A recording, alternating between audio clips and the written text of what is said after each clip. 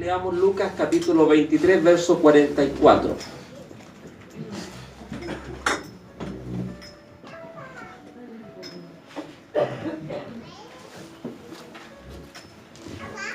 Puse como título a este mensaje de la hora sexta a la hora novena. Y damos lectura a la palabra de Dios y lo hacemos en el nombre glorioso del Padre, del Hijo, del Espíritu Santo. Y la iglesia dice: Amén. Cuando era como la hora sexta, hubo tinieblas sobre toda la tierra hasta la hora novena. Repetimos. Cuando era como la hora sexta, hubo tinieblas sobre toda la tierra hasta la hora novena. Esta es palabra del Señor. Amén. Tomen asiento.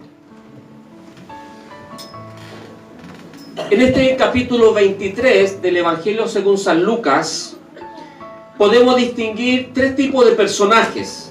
Primero encontramos un personaje principal llamado Jesús, el Hijo de Dios. Por excelencia, en la palabra de Dios, en el Nuevo Testamento, el personaje principal es el Mesías, es el hombre, es el Dios hecho hombre e encarnado a través de la acción divina de tomar posesión del cuerpo de la Virgen María.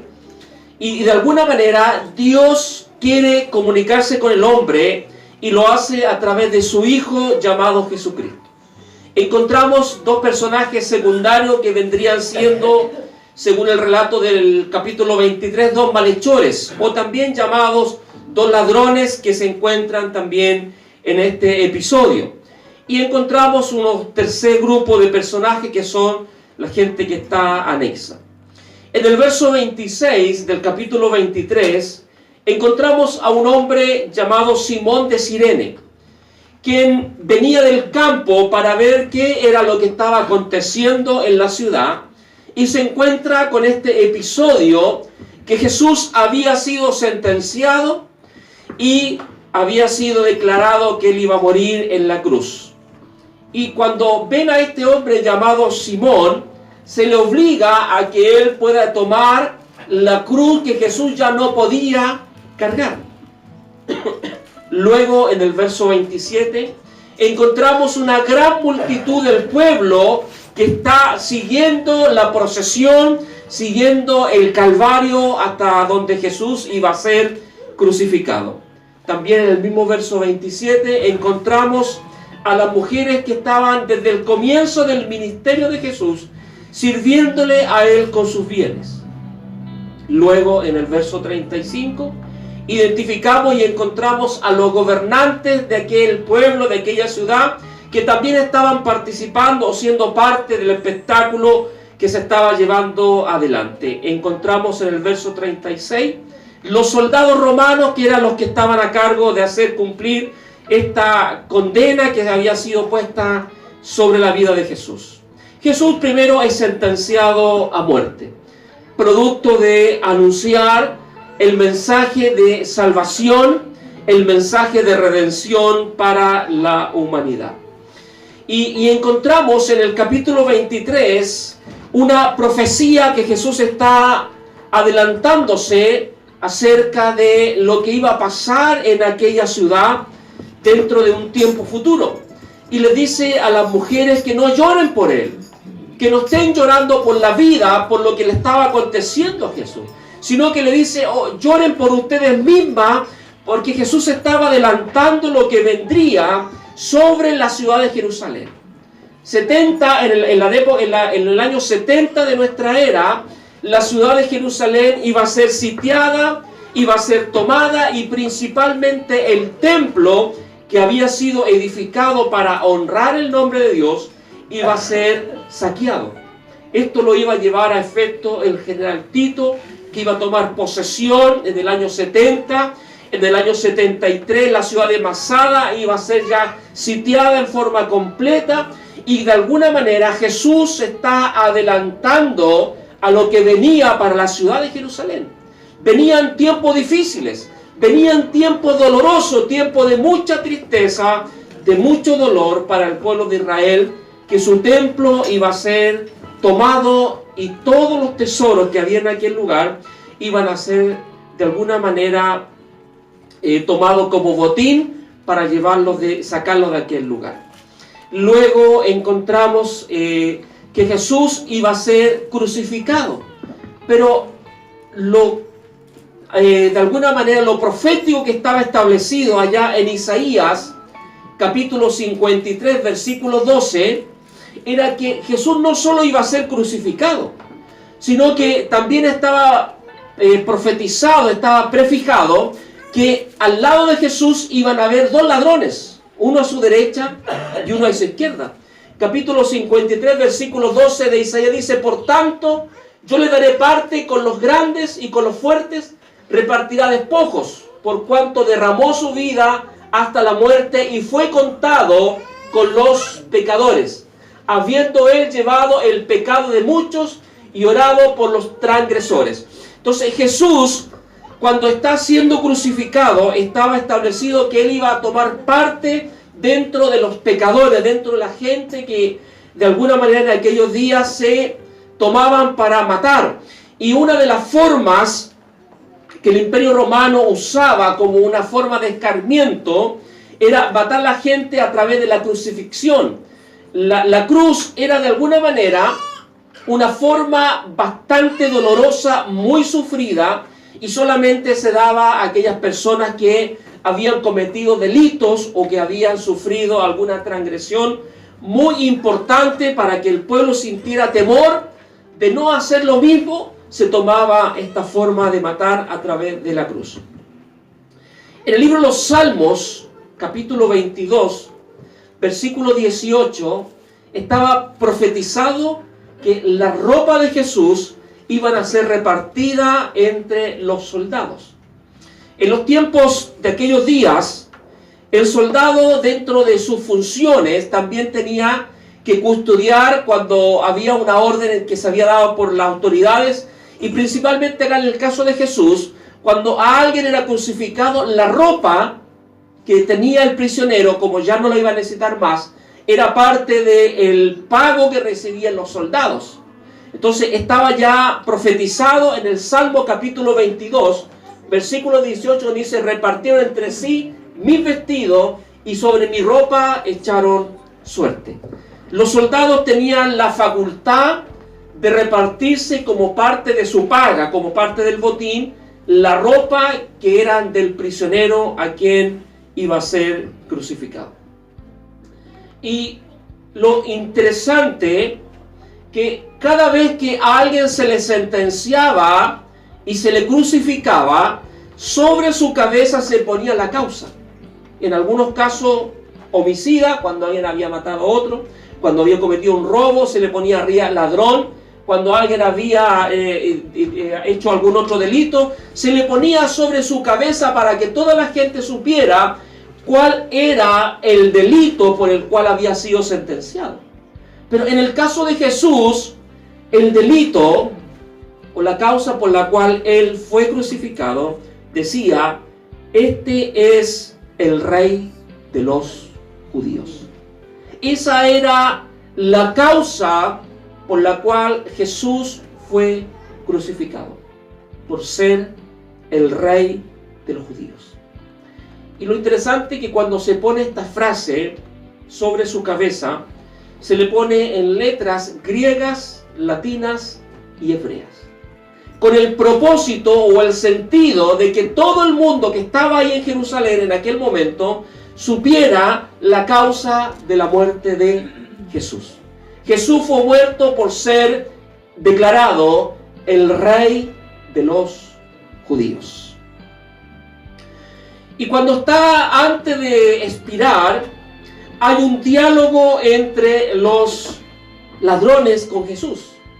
Y uno empieza a injuriar a Jesús, a tratarlo mal, diciéndole: a otros salvaste, ¿por qué no nos salvas a nosotros y te salva a ti mismo? Y ese hombre empezó ahí a maltratar verbalmente a Jesús. Trató de alguna manera de causarle algún grado de molestia con lo que él estaba diciendo. Pero viene otro de los ladrones que estaba a su lado y le dice a ese hombre que ¿acaso no teme a Dios, sabiendo que ellos dos estaban pagando un justo juicio o una justa paga por las las cosas que habían cometido, pero él reconocía que Jesús era un hombre justo y que no debía de estar ahí en ese lugar. Ellos dos sí debían de estar, pero Jesús no debía de estar en aquel lugar. Jesús no había cometido pecado. Jesús no había cometido delito alguno. Y es por eso que uno de ellos le dice al Señor: Señor, te pido que yo también pueda estar en tu reino. Y Jesús le responde, le dice: por de cierto te digo que hoy estarás conmigo en el paraíso. Entonces hay una promesa ahí en ese minuto de parte de Jesús hacia uno de los ladrones. En el minuto ahí tiene que haber habido un momento de reconocimiento de su maldad, y pide a Jesús que cuando Él esté en su reino, que Él también pueda estar allá. Y Jesús le dice: hoy estarás conmigo en el paraíso. Cuando Jesús usa esta frase de que hoy estarás conmigo en el paraíso, la tenemos que asemejar a lo que pasó con Lázaro cuando Lázaro murió. Cuando está el rico y Lázaro, dice que Lázaro fue traspuesto, llevado por los ángeles al seno de Abraham. Allá en el Evangelio según San Lucas, capítulo 16, versículo 22, se habla que Lázaro llegó a estar en el seno de Abraham.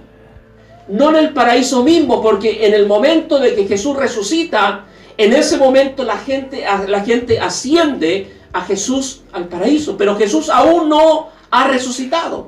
Entonces Lázaro acá está siendo mencionado en el capítulo 16, que él estaba en el seno de Abraham, que de alguna manera lo que Jesús estaba invitando a aquella persona, a aquel ladrón, que en ese momento él también participaría de la gloria futura de parte de Dios hacia todos aquellos que reciben y entregan su vida a Cristo. Dice la palabra de Dios en el versículo que acabamos de leer, que hubo tinieblas desde la hora sexta hasta la hora novena. El momento que Cristo está en la cruz del Calvario, ocurre un eclipse sobrenatural, donde a partir de las 12 del día hasta las 3 de la tarde hubo tinieblas en aquel lugar. Cuando Jesús toma posesión de la cruz, en esos minutos ocurre un juicio hacia la humanidad, presentado o representado en la persona de Jesús. Las tinieblas, por lo general, son sinónimos de juicio de parte de Dios. Cuando Moisés está allá en Egipto, dentro de las plagas que se envía están las plagas de las tinieblas. Hubieron tinieblas por 3 días en Egipto. Éxodo capítulo 10, versículo 22. Entonces, cuando ocurre este fenómeno o este eclipse sobrenatural, controlado por Dios, donde hubo tiniebla de la hora sexta, las 12 del día, hasta la hora novena, las 3 de la tarde, ocurre en ese momento un juicio que Jesús está enfrentando ante el Padre para poder de alguna manera pagar por las culpas, el pecado de toda la humanidad. Durante el tiempo de las tinieblas, el velo fue rasgado por la mitad. El velo del templo era una cortina que separaba el lugar santo del lugar santísimo. En el lugar santísimo, el sumo sacerdote, solamente él, podía entrar una vez al año, que era el día de la expiación, el día cuando se mataba o se degollaba, se le cortaba la cabeza a un macho cabrío, y con la sangre que se depositaba en la fuente para poder de alguna manera pagar los pecados del pueblo. Y esa ceremonia se realizaba una sola vez al año. Una sola vez al año el sumo sacerdote podía entrar al lugar santísimo para poder pagar o de alguna manera expiar los pecados del pueblo de Israel. Cuando Jesús está en la cruz, cuando Jesús muere, esa separación entre el lugar santo y el lugar santísimo es abierta. Cristo, como sumo sacerdote, según lo que nos enseña el libro de Hebreo, que Jesús es el sumo sacerdote, dice que Él hace que el templo, el lugar santísimo del lugar santo, quede con un libre acceso para que el hombre, la mujer, pueda llegar hasta aquel lugar. Entonces, cuando Jesús encomienda su espíritu a Dios, el Padre, en ese momento se produce la expiación o el perdón de nuestros pecados. Nos rescata del juicio. Jesús tomó nuestro lugar en el juicio, para que usted y yo no pasemos por ese momento de juicio. Jesús toma nuestro lugar. En ese minuto Jesús toma la parte que a nosotros nos correspondía de estar, de enfrentar. Él dice que Él toma nuestro lugar y a través de su muerte, a través de su derramamiento de sangre, nuestros pecados son perdonados. Sus pecados y los míos, con la muerte de Cristo, con el derramamiento de la sangre, nuestros pecados son perdonados. Son perdonados. Usted no tiene que hacer un sacrificio. Usted no tiene que mandar un animal para degollarlo como estaba establecido en la ley del Antiguo Testamento para que sus pecados fueran perdonados. Jesús murió una sola vez por nuestros pecados. Y eso hace que nosotros tengamos un libre acceso delante de Dios. Se producen cambios con la muerte de Jesús. Primero dice que el centurión se arrepintió o proclamó la grandeza de Dios. La multitud sintió remordimiento y se devolvió después de la muerte de Jesús y se pegaban palmas o se pegaban en el pecho, de alguna manera simbolizando su remordimiento que tenían por haber estado participando de la muerte de Jesús. Se ha dado cuenta en nuestra cultura, y ya hoy en día se ve poco, pero cuando hay un desastre natural como un terremoto o algo fuerte, la gente se pega en el pecho. ¿Y qué es lo que dice? Por mi culpa, por mi culpa. Acá está en la palabra. La gente lo hizo cuando Jesús estaba en la cruz. Por mi culpa, diciendo que de alguna manera por su culpa Jesús había muerto.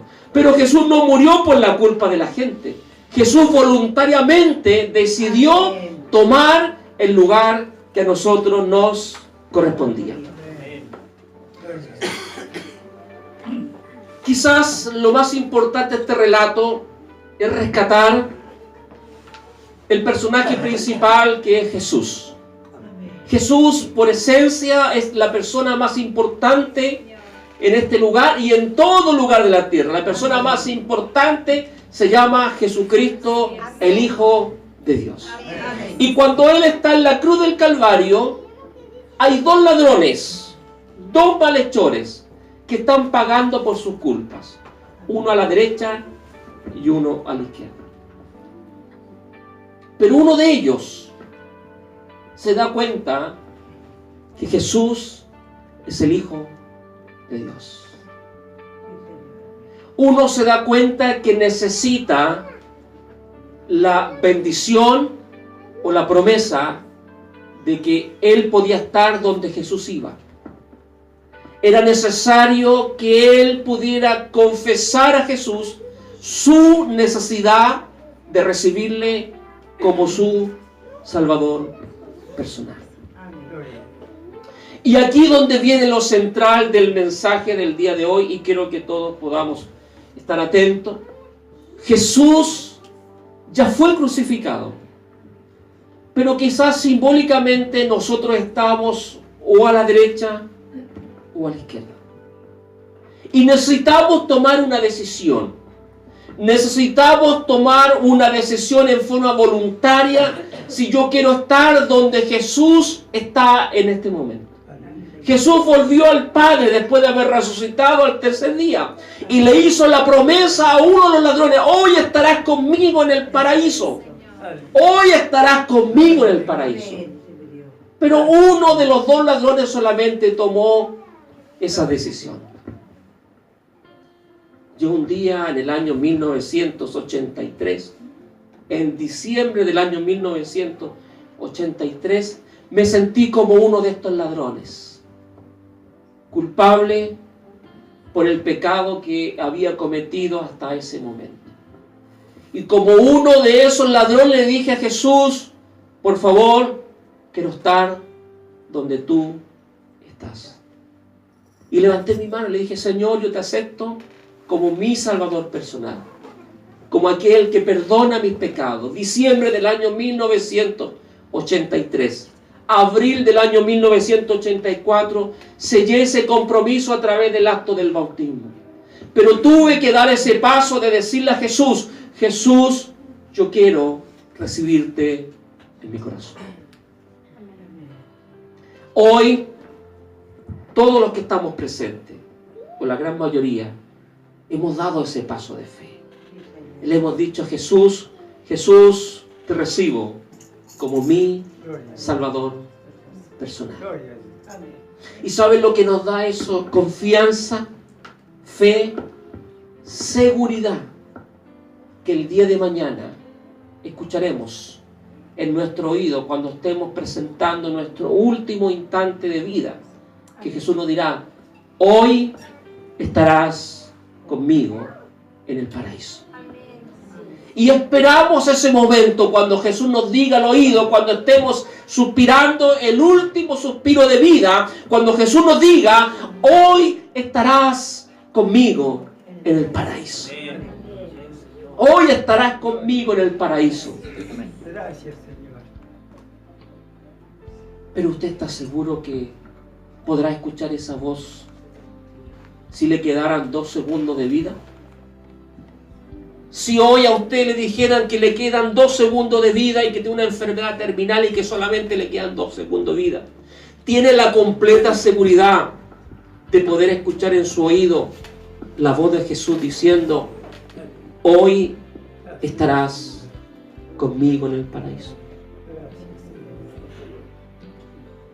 Jesús quiere que todos nosotros podamos tener esa seguridad, que todos podamos tener esa convicción, que si hoy partimos del escenario a esta tierra, podamos escuchar la voz de Jesús en nuestro oído diciéndonos: hoy estarás conmigo en el paraíso.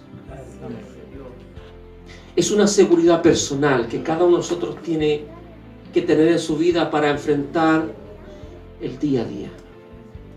Para enfrentar el día a día. No sabemos lo que nos va a pasar mañana. La Biblia dice: si hoy escuchares mi voz, no endurezcas o no endurezcáis vuestro corazón.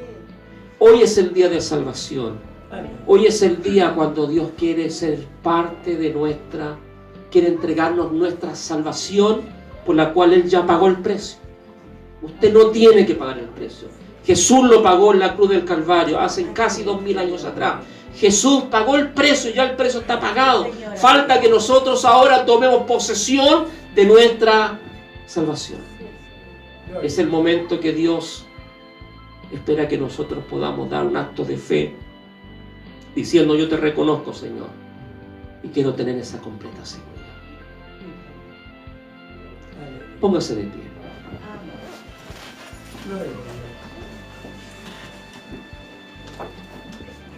Quisiera invitar a la iglesia a que pudiéramos cerrar nuestros ojos. Ojalá todos con los ojos cerrados pudiéramos orar al Señor. Le podríamos decir: Señor, gracias por esa seguridad que tenemos. Yo quiero agradecer, oh Dios, por la seguridad que usted ha dado a mi vida, Señor. Un día decidí abrir mi corazón para recibirle como mi único y suficiente Salvador personal. En ese día me di cuenta, Dios, que necesitaba de un Salvador. producto de mi vida, producto de todo lo que había vivido, me di cuenta que necesitaba de un Salvador. Invito a que todos estemos con los ojos cerrados, por favor. Y hoy, Señor, en este día yo quiero poder, oh Dios, interceder por mi hermano, aquel que aún no ha dado este paso de fe, Señor. Por aquel que aún no se siente con la seguridad de que usted ha entrado a su vida, aquel que aún no le ha recibido como su único y suficiente Salvador personal. Si alguien en este día desea estar seguro de su salvación y quiere ser como uno de los que estamos aquí presentes, que un día decidimos abrir nuestro corazón y recibirle a usted como nuestro único y suficiente Salvador personal. Si alguno de los presentes que está en este día desea dar ese paso de fe, yo le digo, hoy es tu día. Hoy es su día. Jesús le invita como un cariñoso Salvador, como un amigo, para que pueda recibir salvación y vida eterna.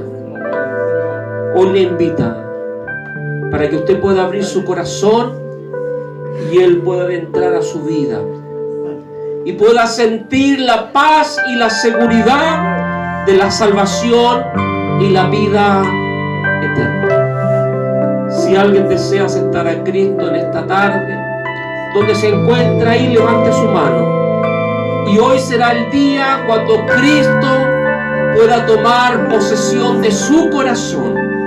Hoy es el día cuando Cristo quiere entrar a su corazón y ser parte de su vida.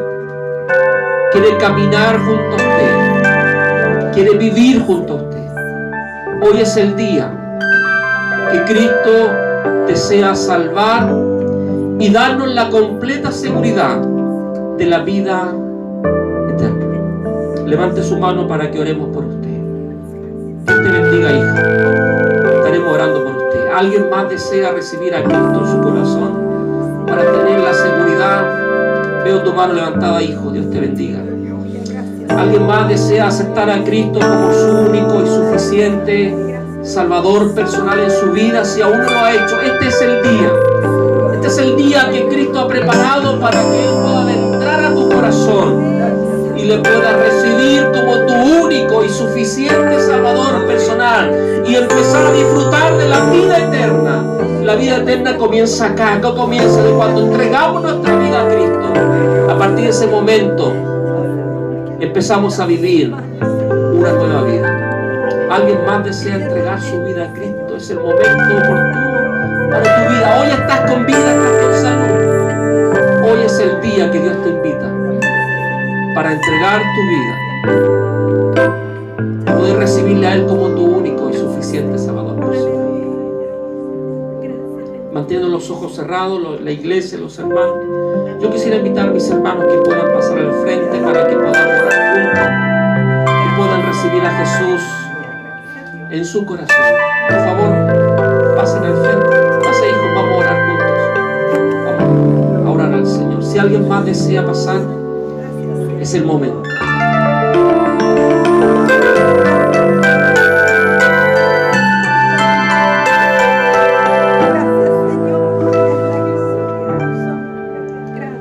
Oramos al Señor. Señor Jesús, pueden repetir conmigo. Señor Jesús, hoy te recibo en mi corazón como mi Salvador y mi Redentor. Toma posesión de mi vida, mi corazón. A partir de este momento, tú serás mi Señor y mi Salvador. Recibe mi vida a partir de este momento. Declaro delante de ti, Señor, que tú eres mi Salvador y mi Redentor. Gracias por recibirme. Amén.